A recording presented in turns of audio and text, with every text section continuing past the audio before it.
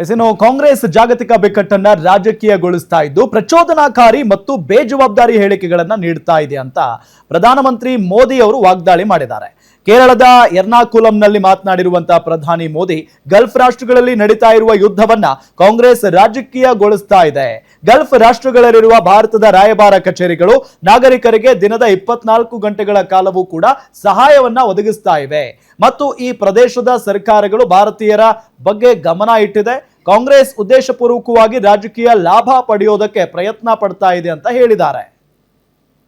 BJP NDA देश को आत्मनिर्भर बनाने के लिए अनेकविध काम कर रहे हैं। वहीं दूसरी तरफ कांग्रेस और लेफ्ट के लोग आत्मनिर्भर भारत अभियान का मजाक उड़ाने में ही जुटे रहते हैं। कांग्रेस और लेफ्ट ने मिलकर सरकारें चलाई है। इन्होंने देश को विदेशों पर ज्यादा से ज्यादा निर्भर ही बनाया है और आज देखिए ये लोग मिलकर अफवाहें फैलाने में जुटे हैं। आज युद्ध के समय इस समय में भी कांग्रेस लेफ्ट और उसका इकोसिस्टम देश में पैनिक क्रिएट करने में, भय पैदा करने में पूरी ताकत खपा रहे हैं।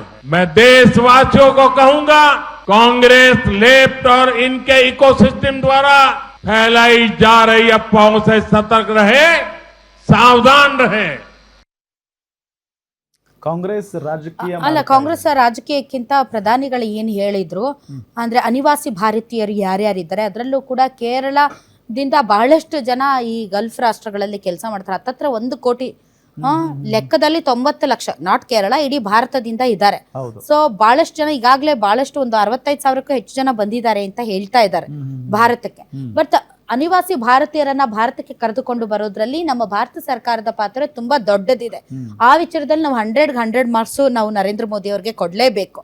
ನೀವು ಯಾವುದೇ ಕಮ್ಯುನಿಟಿ ಆಗ್ಲಿ ಯಾರೇ ಆಗ್ಲಿ ನೋಡಿ, ಮಧ್ಯಪ್ರಾಚ್ಯದಿಂದ ಬಂದಂತಹ ಬಹಳಷ್ಟು ಜನ ಹೆಣ್ಮಕ್ಳು, ಅದರಲ್ಲೂ ಕೂಡ ನಮ್ಮ ಮುಸ್ಲಿಂ ಬಾಂಧವರು ಯಾರಿದ್ದಾರೆ ಅವರು ಮನಸ್ಸು ತುಂಬಿ ಹಾಡಿ ಹೊಗಳಿದ್ದಾರೆ ನರೇಂದ್ರ ಮೋದಿ ಅವ್ರನ್ನ. ಮೋದಿಜಿ ಇಲ್ಲ ಅಂದಿದ್ರೆ ನಾವು ಇವತ್ತು ನಮ್ಮ ತಾಯ್ನಾಡಿಗೆ ಬರೋಕೆ ಸಾಧ್ಯನೇ ಆಗ್ತಾ ಇರ್ಲಿಲ್ಲ. ಥ್ಯಾಂಕ್ ಯು ಮೋದಿಜಿ ಅಂತ ಆ ವಿಚಾರದಲ್ಲಿ ಮೋದಿ ಅವ್ರನ್ನ ಅಪ್ರಿಶಿಯೇಟ್ ಮಾಡಬಹುದು.